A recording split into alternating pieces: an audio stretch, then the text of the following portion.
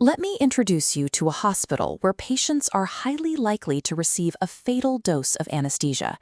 In its wards, nurses are significantly less likely to wash their hands before touching patients.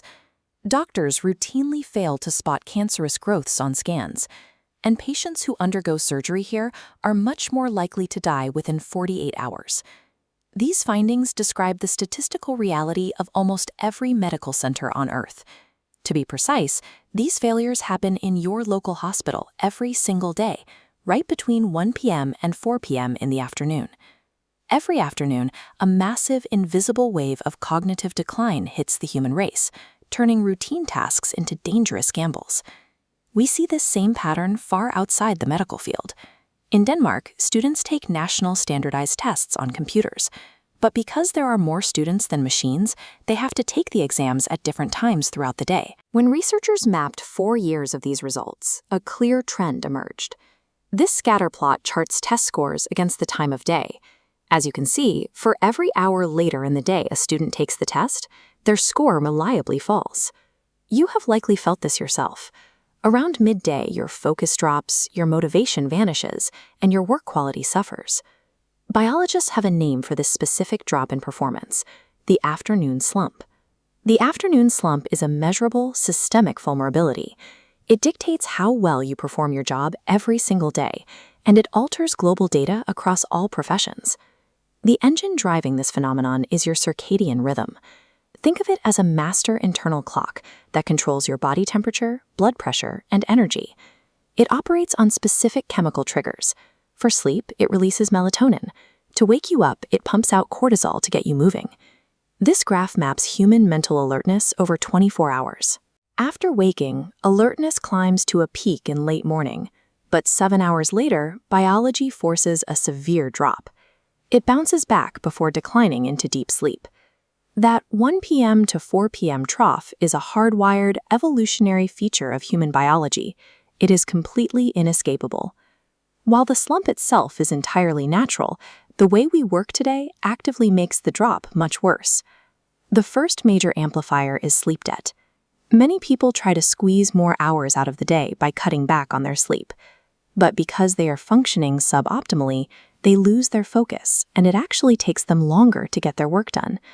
To mitigate the slump, adults need a baseline of 7 to 9 hours of high-quality sleep per night. Ideally, you should sleep without an alarm clock, allowing your body to complete its cycle and wake up naturally. The second major amplifier sits right on your plate: a heavy lunch packed with simple carbohydrates. Digestion takes a massive amount of energy. When you eat simple carbs, your blood glucose spikes, giving you a temporary rush. Look at this chart. That quick spike is followed rapidly by a steep crash well below your normal baseline.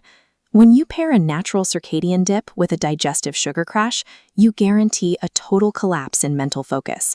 There is a defense against this. If we look back at the Danish test scores, researchers found a crucial hidden anomaly in the data. Students who were given a 20 to 30-minute break to eat, play, and chat right before taking an afternoon test saw their scores increase, entirely defeating the slump. This contradicts the modern corporate mindset, which labels taking breaks as lazy and preaches continuous, uninterrupted grind. However, sticking with a task for too long leads directly to mental fatigue. A scientifically backed restorative break relies on 4 pillars. First, total psychological detachment. You cannot think about work. Second, physical movement. Third, going outside for fresh air and sun exposure. And the fourth pillar is positive social interaction. Deliberately stepping away from your work during the afternoon slump is biologically superior to trying to push through it. If you want an even stronger reset, you can use a power nap, but napping comes with strict, unforgiving parameters. A power nap should be strictly between 10 and 20 minutes. If you look at this gauge, crossing the 20-minute threshold pushes your brain into deeper stages of sleep, triggering a state called sleep inertia. Sleep inertia is that groggy, disoriented, sluggish feeling you get when you wake up from a deep sleep. If you trigger it during a nap, you will wake up feeling worse and more exhausted than before you closed your eyes. Not everyone has a job that allows them to take an outdoor walk or lay down for a quick nap. If you lack that flexibility, your final defense mechanism is task shifting. The rule is simple. Schedule your high-stakes, cognitively demanding work before noon, when your abilities are peaking. Reserve the 1 p.m. to 4 p.m. window strictly for mundane, autopilot tasks that don't require heavy concentration.